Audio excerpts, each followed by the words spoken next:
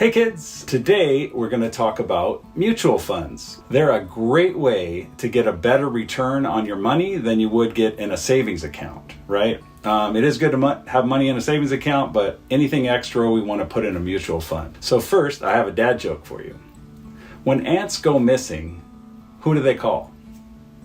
The Department of Finance. So mutual funds are not a guarantee, but if you look at a 10-year track record, you can get a good idea of what you can expect. If you play it safe and stick with the guaranteed interest rate that you might find at a bank, you're actually losing money because it isn't even enough to keep up with inflation. So you have to take some risk with some of your money. So what is a mutual fund? So a mutual fund basically is you invest and you pool your money in together, right? So you pool your money in, and then the funds go to a manager that actually manages the money and invests in various stocks.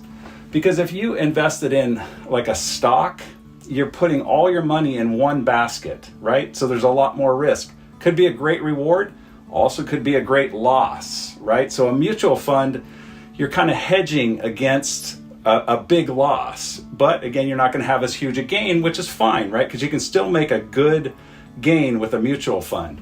And so what a mutual fund does, again, is you have a manager that buys different stocks and different maybe bonds too. You can choose, and there's myriads of mutual funds that you can choose from.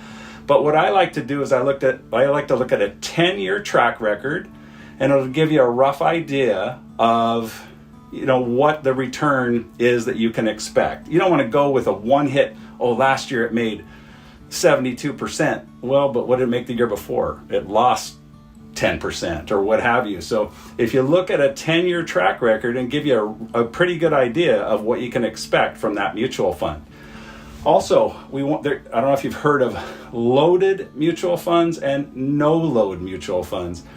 I think years ago, loaded funds were much more popular because you'd pay an investor to invest for you, and then he'd buy a loaded fund, and then there's a commission involved and all that. So I'd go with a no-load mutual fund, which there's tons of them now. And what that means is, if it's loaded, it means, let's say you had $500 to invest, and it had a load on it. You invest the $500, but then they take some of the money right off the top before it's even invested. And you can get away with, you don't have to do that. A no-load mutual fund, there's again lots of good choices, and you can do it. So there's several good companies you can reach out to, and they're very, very helpful. They will walk you through stuff like Fidelity or Vanguard, to name a few. There's Acorns too.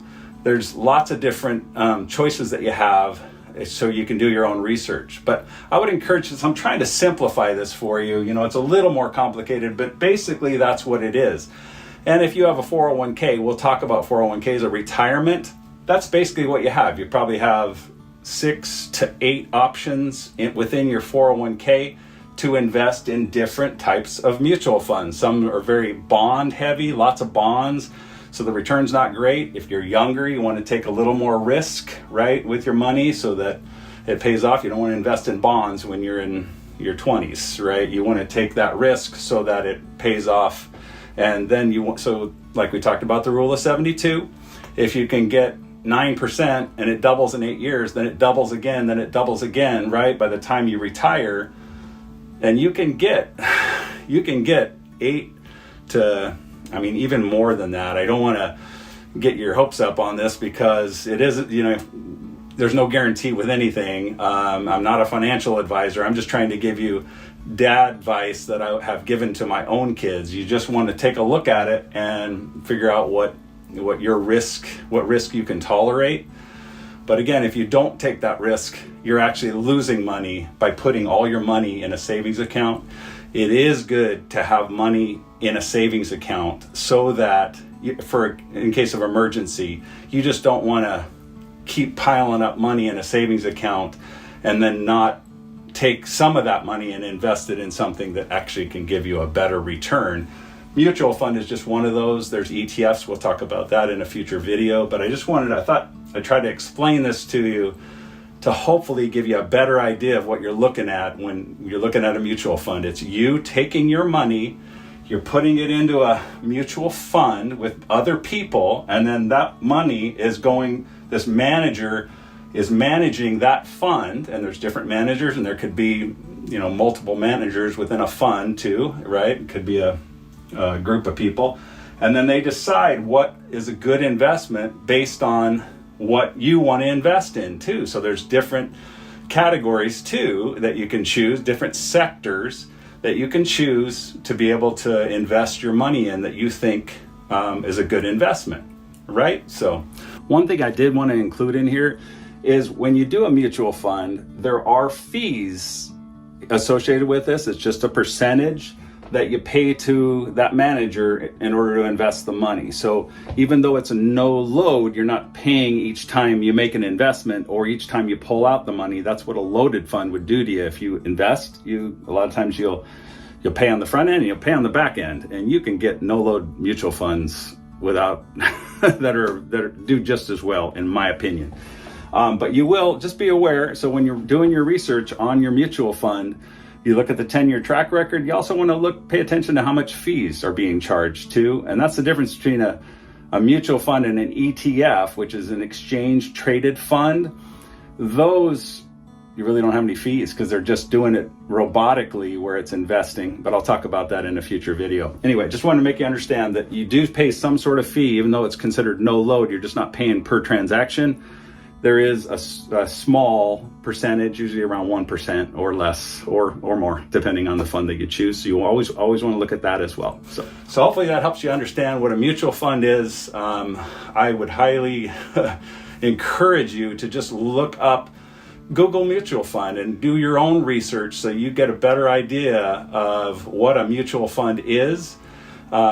Just to protect yourself. Always do your own research. If I ever recommend anything, anybody recommends something, you always got to do your own research. It's kind of lazy to just assume, that guy, he's telling me the truth.